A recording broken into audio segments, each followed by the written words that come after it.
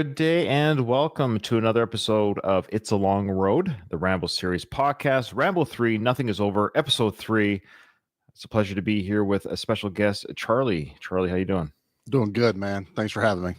Well, thanks for being so eager and willing to come on the podcast. I found your show, or at least the show that you were on with the Elite Action podcast, where you guys were talking Rambo 3. I had your friends J-Man and Owen. They were the first two guests, and you're guest number 3 from that podcast. I really enjoyed your guys' discussions on Rambo 3, and so far, 3 for 3, you guys have all come on to this little series I'm doing, so thank you. Yeah, no problem. Yeah, we had a blast with that. So it's awesome that other people are searching out Rambo 3 content out there. So yeah, it is awesome. Rambo 3 is a fun film. But before we get to the film discussion and Rambo discussion, let people know where they can find you on the web. I am part of the Action Elite panel that we do the War Room every Wednesday on YouTube at 8 o'clock. Almost every Wednesday. We do take breaks, but I'm on there with Owen and J-Man. But I also have a podcast called Give Me Back My Action and Horror Movies, where we alternate every other week, action and horror.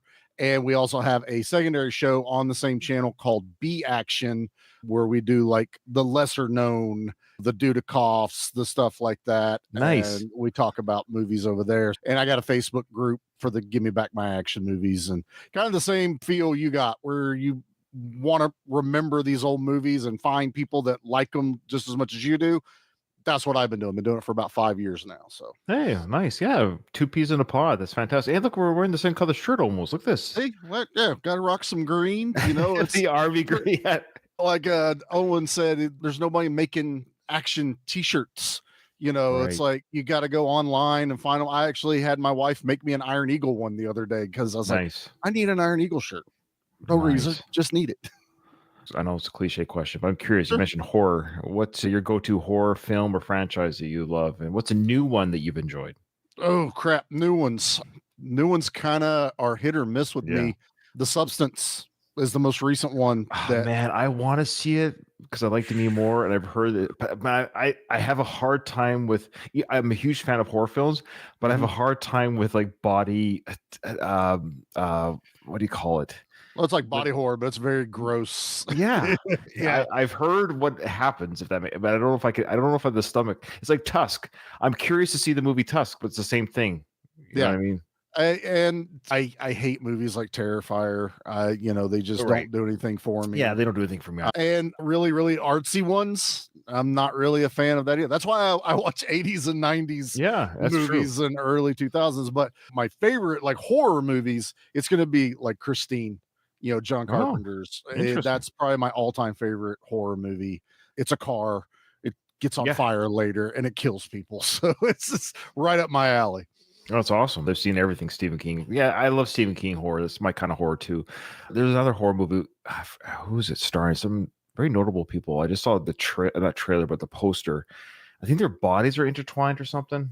I'll send it to you after. Send it to me after. I was like, gross. I don't know if the poster was too much, and that's what I mean. So I love like the Halloween movies, of course, Friday the 13th, Freddy Krueger. Like I enjoy that kind of fun, maybe a little campy, I guess. But we're actually watching right now with me and my kids. Don't worry, they're of age. The ones that are of age, we're watching the Scream franchise, and that's fun. Those are good. Fun. Yeah. I've made it to 5, but my wife and daughter have obviously watched all of them except for like the most recent one that came out. Part 6 is out. Yeah, and it's funny. My daughter, she wants to watch the Scream movies and my boys like watch them anyways. But for Jenna Ortega, she's like, Jenna Ortega's in it. So we're going through the whole thing just so we get to Jenna Ortega's, which is Scream Part 6. So that's pretty much my daughter. She's like, I like horror now, and we started slow, and then all of a sudden she'll just watch these. She watched The Shining, and even I sat there going, great movie. Yeah, I don't really want to watch this again. I've seen it already. I've seen it a few times. They watch it and they're like, we get it, Dad. We understand why. Yes, like just not my kind of horror. Yeah, I like that type of Shining's a good example of even the first Alien movie, that kind of horror type stuff where it's intense. It's a mood. It's a mood. That's right. It doesn't have to just be blood and guts necessarily. That's why the first Halloween is so good. Very little blood in that whole movie. Yeah. All right. Awesome stuff. Okay. Well, this is exciting. So let's start with the man himself, Sylvester Stallone. Do you have a fandom? What is your fandom of Mr. Stallone? Right off the bat, I absolutely love Stallone. Stallone is my favorite action star. Nice. I love Schwarzenegger. I love Van Damme. I Yeah. love all these guys. They're my Mount Rushmores. But Stallone, for some reason, has a ton more range with his movies from, the Rockies, the Rambos, everything. And he's in my all-time favorite action movie, Demolition Man. You know what's funny? Just before you said it, my brain went, is he going to say Demolition Man? And we're on the same pathway. Yeah. Demolition Man poster hanging out. Nice. For a long time, I wouldn't answer that question. I'd be like, I like a lot of, it depends on the mood. I like Predator. I like this. Well, Predator is a near perfect film in general. And that's true. And there's a difference. It's kind of like picking your favorite kid. Yeah. But if gun to my head, you're like, what is your favorite action movie? You're like, Demolition Man has everything. Has everything I want. Action comedy, sci-fi. Yeah. It's violent. It's fast cars in a futuristic setting with electric cars, and a great villain. Great protagonist and a great supporting cast. So totally agree. Yeah, I totally agree. Yeah, it's fun. That movie, it should have, sometimes I feel bad for Sly. It's not his fault because it's just when you're born. Sometimes I wish the younger Sly could be in today's technology of film, if that makes sense, because we have such great special effects at our fingertips now where we can do stuff that we couldn't do in the 90s. Now, there's a great aesthetic. I'm not talking about, I understand there's a real, like, we're talking about the Rambo films, for example. The Rambo films, Rambo films don't need special effects. I'm not talking about that. No. That's why I love the Mission Impossible films, because Tom Cruise tries to do very much as practical as he can with very little CGI. He basically just CGIs out the safety cables, essentially. Agreed. So that being said, though, there's a film like Demolition Man is what I'm getting at, would benefit from CGI of today is all. That's I think it would, although I still really enjoy sitting there going, they did this. They did that. You're right. There's something to that. Everything I'm looking at is there. They built the cars. Yeah. There's a frozen Sylvester Stallone out there in the world somewhere. Dude, I know. I see. It was at a Planet Hollywood or something, and you could look. It was sold. I think it was sold. Hanging out. Oh my gosh, I love it. I don't mean to put you on the spot, but no, go ahead. You don't have to answer if you don't want to. But can you list every movie, or as many as you can, where Sylvester Stallone showed his buttocks? Oh, good Lord. You might as well ask me that about JCVD, because then I could have been like all of them. But I'm pretty sure he does it. Well, in Rambo 1, obviously, he does it. Does it in Demolition Man. Yeah. I want to say he does it in Lockup. You know what's funny? I don't know. I don't think remember. He does. It's funny you bring up another prison movie. I think that might be the one prison movie he doesn't show his ass. It's very possible. I can't remember, because I think he was already in prison, so there's not like an intake scene. That's right. Of that one, because it kind of starts right off there. I don't know if he ever did in a Rocky movie, maybe the first one. Yes, Rocky 5. Remember the shower scene? Oh, so I have watched all of the Rocky movies at least once, except for part 4, which I watch all the time. So that's kind of my history with Rocky. I love them. They're not action movies. No, they're not. They're not. Except for part 4 could. Well, yeah, right. You could have some arguments for it, but I'm due for a rewatch, and the Rocky 5 starts with him in the shower. It's why he got rated PG-13 for something. He showed his buttocks. It was a side view. Yeah. Tango Cash. He showed it. Tango Cash in the shower scene. Both of them do. And of course, don't forget the movie he did with Sharon Stone. Oh, was it The Specialist? Yeah, he had a love scene with her in the shower. Did he in Judge Dredd too? Judge Dredd, I don't think so. And Demolition Man, I don't even know if they had that simulated sex scene where the AI, or what do you call it, internet sex scene. Yeah, you don't see anything on that one, but his butt's in the ice, so that's true. Frozen butt in that. We see fake Sly butt in that one. Fake Sly butt. And then of course, Party at Kitty and Studs. I think we should never forget that. Never forget. He wants to, but never forget that. I think we listen to let us know, folks, in the comments, if we missed a film where Mr. Sylvester Stallone shows his butt. Yeah. And at the time of this recording, he turns 78 tomorrow. That's his birthday. 78 or 79. I think it's July 6th. So we're recording this on July 5th. He does not look it. Yeah, he looks good for his age. I mean, I guess he's got a little bit of work done, but it's not too, like, some people can get it where they are almost like, who are you? Yeah. He's not unrecognizable. He's definitely aging, but he still has that muscle mass to him. You can tell he was a big dude. Yep. So I got to catch up on Tulsa King. I need to watch the second one. It's a fun show. It's legit. Objectively, it's a good show. I'm season 1. I really, really enjoyed. I just need to watch the second one. But he did a post the other day about finishing up 3, and I was like, I think it was renewed for a 4th. It was renewed for a 4th. Is it renewed? Yeah. awesome, man. So he does turn before, again, people at me in the comments. Again, I'm a Sly fan, but doesn't mean I have every stat of the. Oh God, no, we can't. There's too many people to remember. Yeah, I know. Directors and God, no. I can't even remember my kids' birthdays. This is embarrassing. I think I know Sly's birthday better than some of my children. So he turns 79 July 6th. 79. 79. Born in 46. Yeah. You know what's crazy, brother, is that he's getting to that age. Like, scary. Yeah, it's the reality is when you start hitting 80, whether you're Stallone or just a schlub like us, you're knocking a little bit at the door. And it don't matter anymore. I mean, Michael Madsen just passed away, and he was only in his mid 60s. 67, I think it was. The guy that played Victor Von Doom in the Fantastic Four movies. Cancer. And cancer don't care. Cancer don't care what age you are. It don't care. They don't care at all. So yeah, you never know.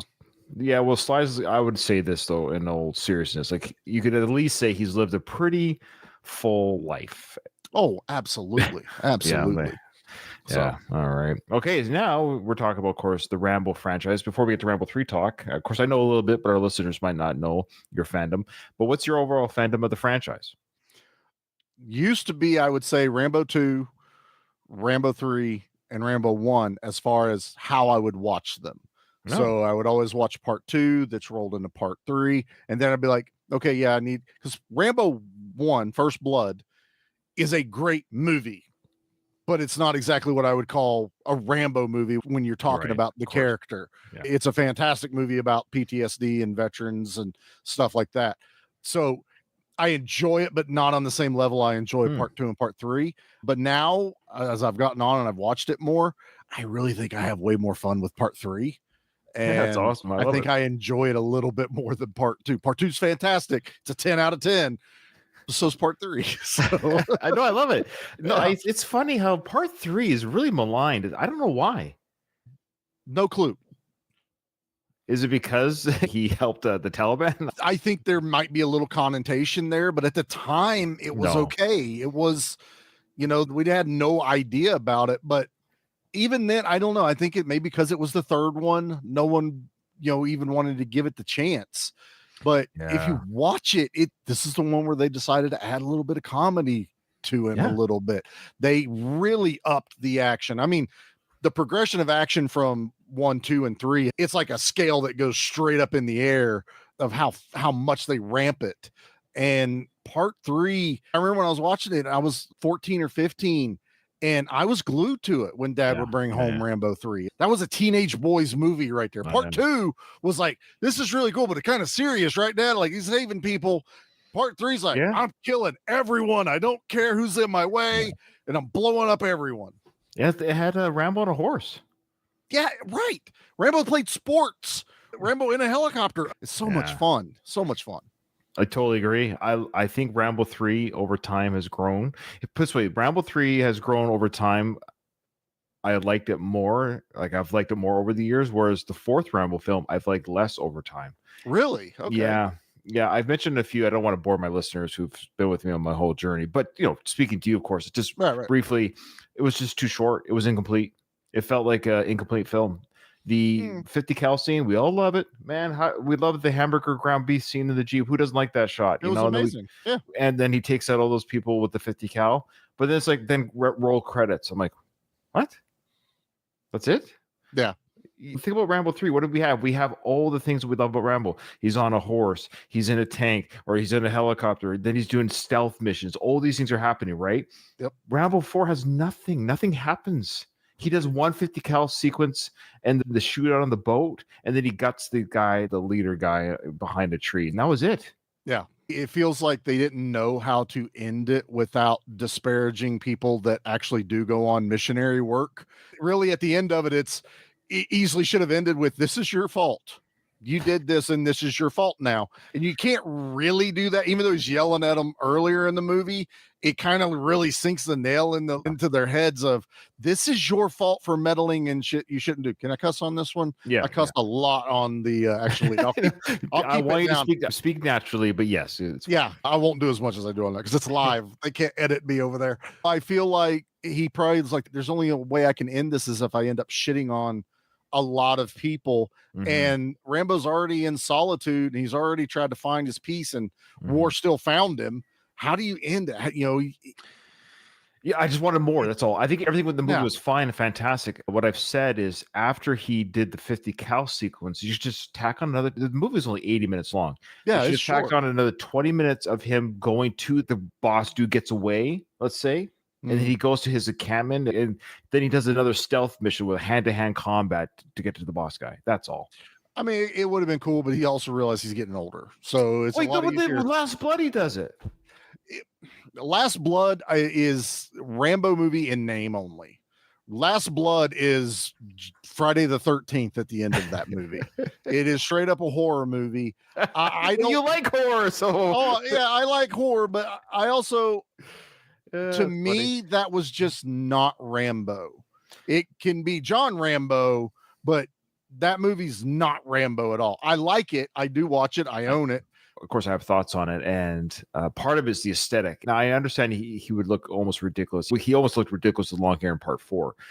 I think they should have given him like your beard. They should have given him a beard. I think if he had a beard with a little bit of rough hair, not long, but just kind of unkempt hair, I think that would have helped with a cowboy hat and everything like that. And then what they should have done is reverse it. He should have done the killing instead of on his ranch in Mexico. I think he should have done all of it in Mexico. I think he should have done the whole cartel in Mexico. Right. But having them come to his house and him set up the traps, and then they should have ended because Dennehy was still alive at the time. So he goes back, he gets arrested or something. Let's say he gets arrested for what he does. Like he doesn't care anymore because he has no family left at this point. So this is his last blood. So he goes to Mexico, he just destroys them. He kind of walks across the border, and he's then arrested by the officials, taken back to the States, and now he really is in jail for what he did in Mexico. And Dennehy visits him in jail. They kind of have a peaceful out, and something like that would have been. I think that would have been great. My other thought is it all should have stayed on the ranch. He never should have went to Mexico. There should have been some type of antagonistic thing that happens that comes like to the Hatfield and McCoys, maybe. I mean, a little bit of Hatfield McCoy, or it could have still been cartel centric, but they're in the Texas States, anyway, and make it more about him trying to be home, and now this battle has come to his home. I like that too. Okay, so don't even cross borders. Don't even cross borders, and then make the tunnels that much more impactful because you can still have that whole thing. But now instead of going down, because he goes down there, he gets his ass kicked. He does everything he never would have done beforehand. None of that was military. None of that was tactful. It might as well had like Charles Bronson or Bruce Willis playing that role. I know, you're right. It was oddly missed up. Look, we're just spitballing. That took us 10 minutes maybe. It's odd that people in Hollywood, Sly included, who wrote the film, why couldn't they spitball what we just did? Why is this so hard? Why do people in Hollywood have a hard time just giving fans what they want? Overcomplication half the time. He had a thought about, I want to talk about human trafficking and cartels. So I got to go to Mexico to do that. I haven't been to Mexico as far as the character yet. I'm going to go there. Well, guess what? You haven't been in the United States except whenever you got in trouble in the first one. So stay there. You're on the border of it. You can still involve Mexico in it and get your vision out there. But I think he gets too lost in his own sauce. He's always been like that. He's directed almost every movie he's been in, regardless of what the name says. I know. Poor Cosmatos, man. I don't think that man's ever directed a movie on his own. He's always the lead actor in it. Tombstone. I love Cobra, it. Yeah, Kurt Russell. Yeah, Kurt Russell directed Tombstone. I wish I could have had George P's career. where I put my name on it, I get paid for it. Hey, Kurt, come in. I'm going to sleep in today. You go. You go direct. No, I'm running a little late today. I'll see you Friday. That's how late I'm running today. I feel bad for any director that directs Stallone. It's a name only, right? What's his name? Peter McDonald or whatever, who directed part 3. What has he done? Peter McDonald.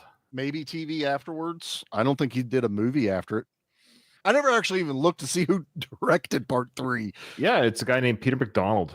Because you would think at that point it's Stallone just I'm doing a third one, and then we're going to do it this way, So Peter McDonald. So here's his filmography. Yeah. So Rambo 3 was his first film. Can you believe it? Holy crap. That's a brave man. Well, then he produces Tango and Cash. Then he directed Mo Money. Wow. Then he did an episode of the Young Indiana Jones Chronicles. Then he directs Neverending Story 3. Then he did an episode of Tales of the Crypt called Escape. And then he directed Jean-Claude Van Damme in Legionnaire. Oh, okay. Not And terrible, but not great. then he directed the movie The Extreme Adventures of Super Dave. He directed that. Huh. And then his last film was 2001, where he directed The Monkey King or The Lost Empire. Is that the Jackie Chan one? No, it's Russell Wong and Bai Ling, and Thomas Gibson was from Dharma and Greg at the time. Oh, okay. What a weird career. That's wild. It makes no sense. It's like he's hopping and zigzagging to genre, from movie to television, from movie to television. He was a second unit director in a lot of stuff, so that might have been his bread and butter a little bit. Like, to be fair to him, he was second unit director in the Harry Potter films. Okay. He was even a second unit director in Guardians of the Galaxy in 2014. Okay, well then maybe that's what he liked doing anyway. Less stress on you. Yeah. Yeah. I love it. Oh, he's a camera operator on Superman 2 and Superman 1. There you go. So he's a man that could do everything then. He's well done around whatever position they needed to put him in. So, and he's still alive and well. He was born in 57, so that would make him, so he's 68 right now. All right. Huh. So he started young. Good for him, actually, then. Good job. Yeah. All right. Okay, so here we go. You ready? Ready for the trivia? Ready. Question: when did you last see this film? Actually, I watched it a couple of weeks ago because we're covering it at the end of July as part of our month of action on my podcast. And before you even brought all this up, it was on my list. We did Rambo 2 last year. So we take July and the entire month is nothing but action movies. Nice. No horror, nothing. And I'm ending it with Rambo 3. A couple of months ago, I watched it and I'll be watching it again here in a week or two. I like to watch it right before we talk. Oh, yeah. So. I admit I still haven't seen this in a while, so I mean this has been the theme. This whole I'm going to have to watch at least the fourth and fifth film again before I do trivia, just because of the 5 films. Of course, the latest films I've seen the least, just because they came out when I was an adult. But when I was a kid and a teenager, I'd watch the original trilogy numerous times. Right? Oh, constantly. I own them all. I actually thought when you first got introduced to us through Owen that you just jumped around whatever Rambo movie, so there was like no way to even know what you were going to ask, and I was like, that sounds really fucked up, but okay, let's do it. One of the listeners of the show, but on his own. He's a fellow Canadian. He's a teenage boy now, so he's about 13, 14 when he did this. He did it for the Rocky films, the Rocky trivia book. Nice. His name is Rocco Mujahideen. I can't say his last name. I'm sorry, Rocco. He always knows I butchers it. So this is a hardcover version of the Rocky trivia. And then he did it for the Rambo films. So when I finished the Rambo films, he sent me an email and he says, you might have a little bit more work to do. I'm sorry, because I'm doing a Rambo book. And I actually had the privilege to write the foreword. Heck yeah. See, I can't see it, but I wrote that foreword in his book. He asked me to do that for him, so that was really sweet of him. Is that on Amazon or something? Yes, it is. So you can buy it on Amazon.ca or .com. It's called the Rambo Trivia Book. Awesome. I'll look at it. Yeah, Owen was actually kind enough to plug it on his Action Elite podcast page as well. Heck yeah. So thanks, Owen, for that. Okay, so here we go. Question 1 for us, but question 21 for this film is who does Troutman wish to be interrogated by rather than Zason? Okay. How many years has the sector been under control by the Russians? Oh, boy. Ooh. With anything regarding numbers, it's whoever's closest. You can go over. It doesn't matter. It's just whoever's closest. But if it's a tie, it's whoever didn't go over. Okay. Gotcha. Yeah. What is Rambo doing when Troutman finds him? Okay. Sorry. Oh. I know. Well, hey, I'll take the give-me's, man. Hey, we'll take them. How many men are living in the last village in the valley? Whoa. How many men are living in the last village in the valley? There's a lot of expose in this film. When I go through this film, each episode, I go to the film and I pull the clips with the answers. It's my way of like, it's a little bonus so people could hear the answers that we talk about. So I do end up seeing parts of the film as I go through it because I'm looking for the scene. And I noticed there's a lot of exposition in this film, just about the history of this part of the world. Yeah, everything that they're explaining with the Afghans and all that stuff. It's so much the info dump is what happens on that. It's good history. Village. Holy crap. I'm throwing a dart. Yeah, I'm throwing a dart too. I'm throwing a dart. The only good thing about the number ones, the ones that require a number value, is that there will be a winner. Somebody who will get a point. How many years has Afghanistan been fighting to get the Stinger missiles? I'm going to almost use the same number I used for how long they've been under control. So it's got to be Well, yes. Oh, yeah. yeah, the Stinger missiles. Where are the missiles?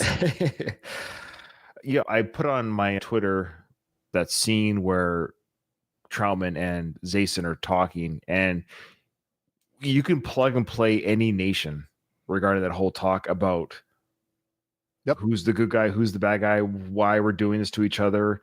It's a fascinating piece of dialogue and scene that Sly actually wrote, but it's amazing the conflict that's happening in this film. And in theory, that was happening before the film. It's funny, the conflict was happening in Russia and Afghanistan got resolved just before the film got released. Yes, it did. But it was still a issue at the time. It was a tender subject for a lot of people. Oh, yeah.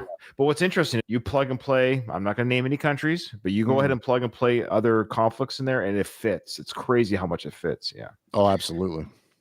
How far away from the village is the nearest doctor? We're getting a lot of number ones. And I love you, Rocco, but the number ones are the hardest ones to find when I scrub the film because I'm looking for that dialogue. And there's two different ways they do it. It's either in kilometers or days walk. Sometimes it's like, which way did they go with that? All right. Yeah, actually, let's do both. Yeah, good call. Yeah, it's just because I think it's get brought up once in a while. Who is the man that can help Rambo the most with the fort directions? Jeez, Rocco. Sorry, man, you got a hard one.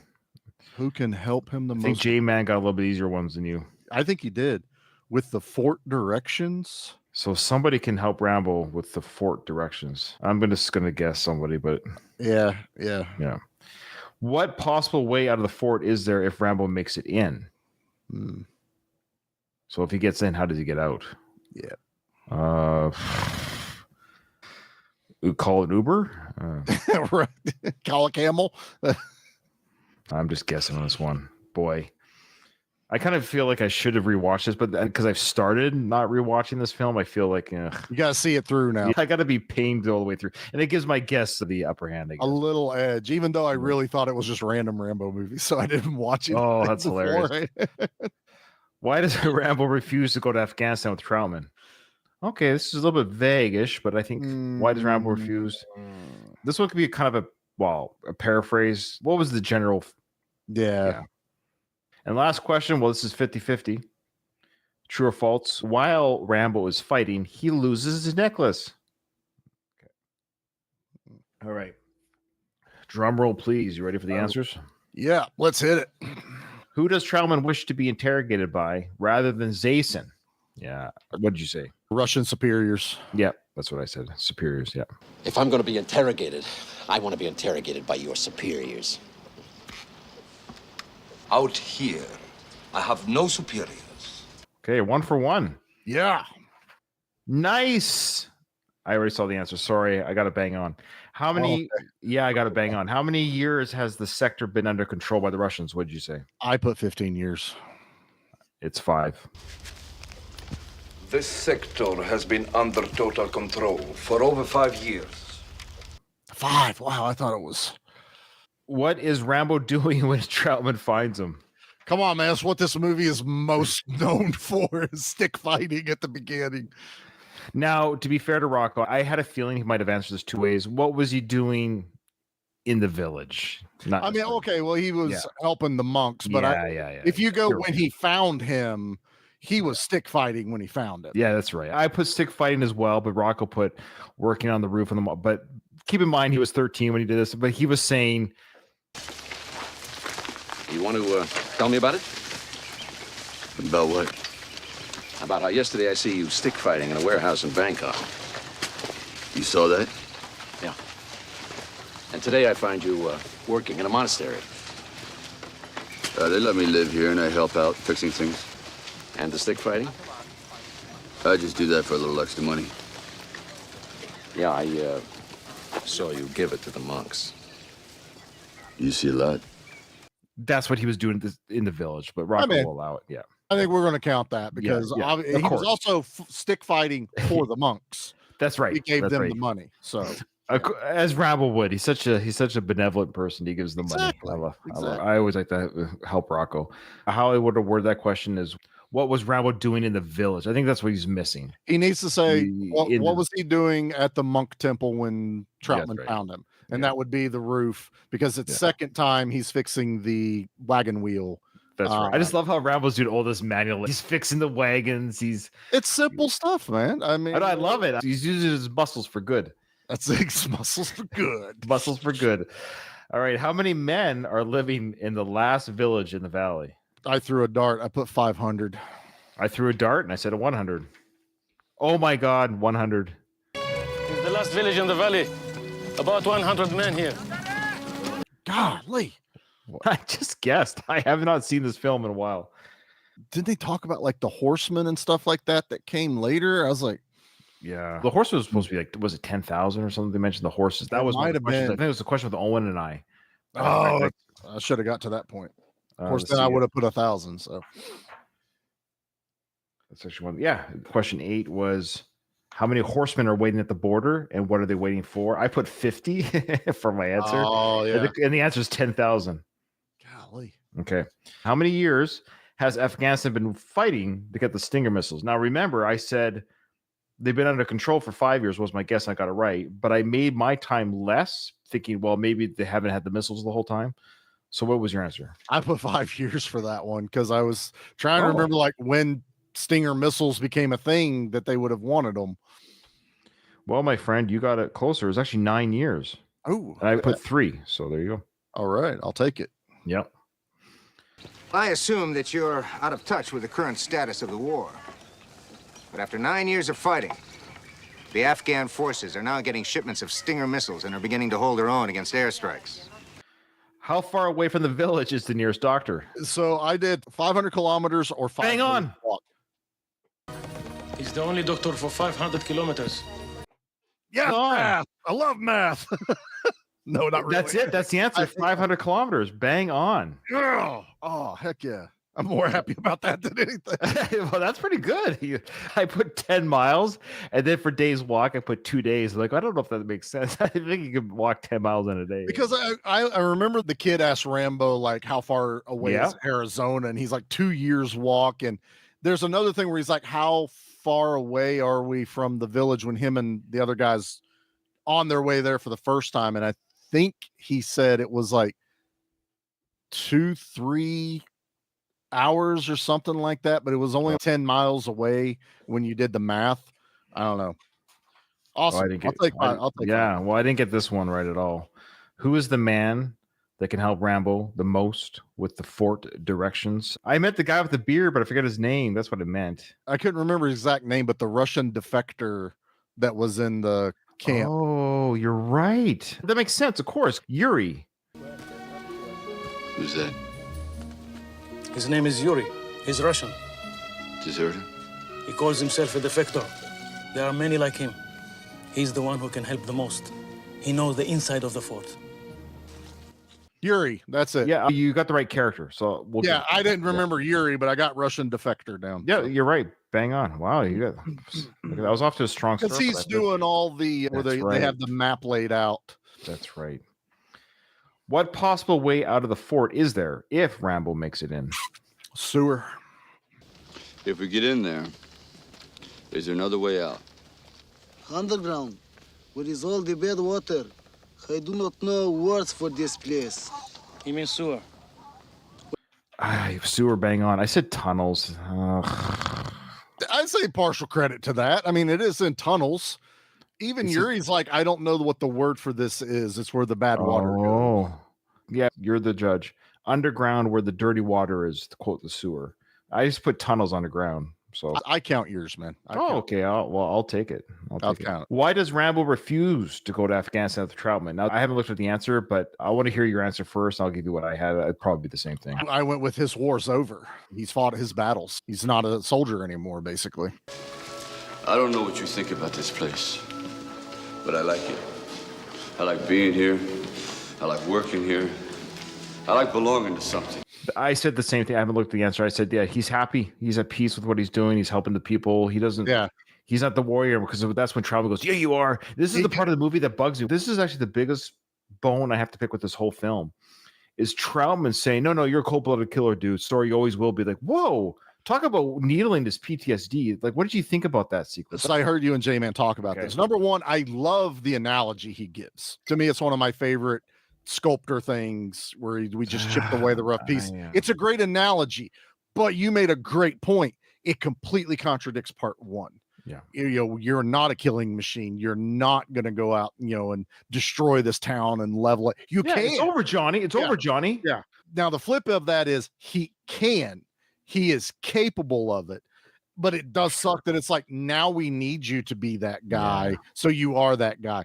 I'm 50-50 on the line right there. Yeah. He's not wrong, but it's kind of fucked up that he's throwing it back in. It's something I only caught on as I gotten older, as I've just became more of an adult and see the world in adult ways. I'm like, that's kind of a dickish thing to do to a guy who's trying to heal. Yeah. To actually hunt him down. That's like part two, where they're like, we punched your name into a computer and your name, everything, you're the name come up and everyone else is dead. Well, I wonder why they're all dead, because they're the only one people that can do this. There's 3 names that came up. Were the other 2 dead?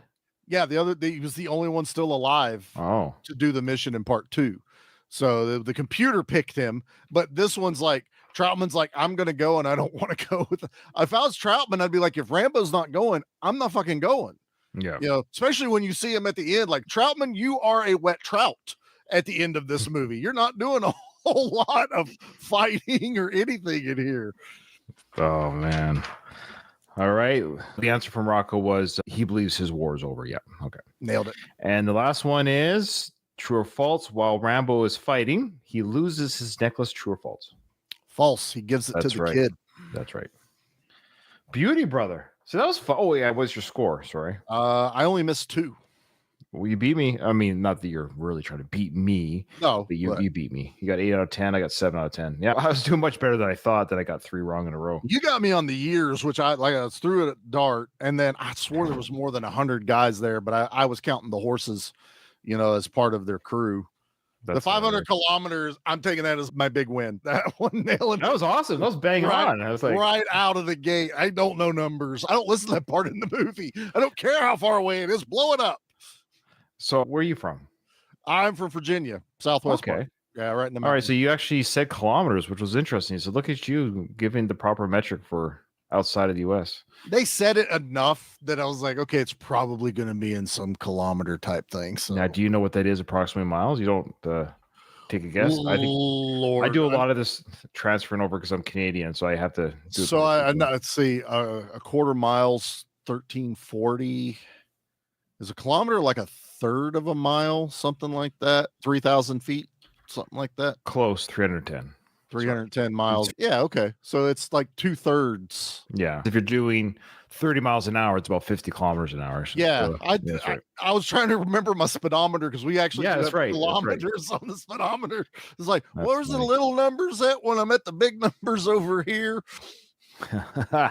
That's awesome. Virginia. Okay, well, that's it. That's how we do things on the Nothing is Over segment of It's a Long Road podcast. Heck yeah. Charlie, you were an absolute blast and pleasure to have on. Appreciate your energy. And this was fun. Let people know again where they can find you. I am on Give Me Back My Action and Horror Movies. We're on Spotify, Apple, every podcatcher out there. Just type in Give Me Back My Action and Horror Movies. My secondary show is on that channel, so B Action is there. The main show comes out every Tuesday, and B Action comes out every other Saturday, except this month. We're doing nothing but action all of July, and we're doing every Saturday with B Action. So, yeah, ton of content coming out. By the end of the month, we'll have 10 episodes pumped out. Wow. Ready to rock. Busy. So, yep. Busy. Love it. I love it. I love the enthusiasm. Love that you guys are carrying on the action, and that's fantastic. All right, Charlie, again, it's been an absolute joy and pleasure to have you on, but unfortunately, this episode is over. Nothing's over. Nothing. You can't just turn it off.